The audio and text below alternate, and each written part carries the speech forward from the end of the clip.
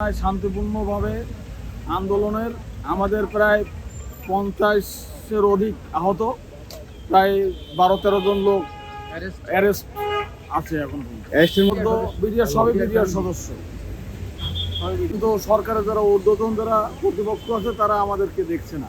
আমাদের গরিবের পক্ষে দেখছি না কোনো সুশীল সমাজের লোক কথা বলতে।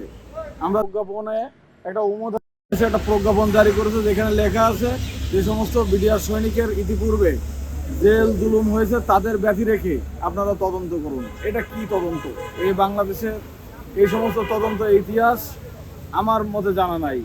আর একটা দাবি হচ্ছে, যারা জেলে এখনো বন্দী আছে যদি নিরপরাধ থাকে তাদেরকে সকলকে মুক্তি দিতে হবে। এই দাবি হচ্ছে, এই নিয়ে আমরা মাঠে নামছি। এবং সিম্পল, আমাদের সঙ্গে সারা বাংলাদেশের জনগণ আছে, সারা দেশবাসী আছে।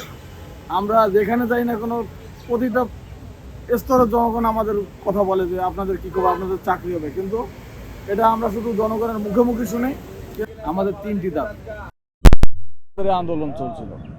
একটা হচ্ছে খুবই সিম্পল, আমরা যারা প্রায় 18,000 প্লাস লোক তৎকালীন 25/26/2009 তারিখে যে পিলখানা হত্যাকাণ্ডে আমাদের যে অন্যায়ভাবে চাকরি করা হয়েছে, সেই সমস্ত বিডিআর সদস্যকে চাকরিতে পুনর্বহাল, এবং এখন পর্যন্ত অনেক সদস্য আমাদের প্রায় 500-র অধিক লোক জেলে বন্দী আছে, তাদেরকে তদন্ত সাপেক্ষে আপনারা জানেন একটা স্বাধীন তদন্ত কমিশন গঠন হয়েছে।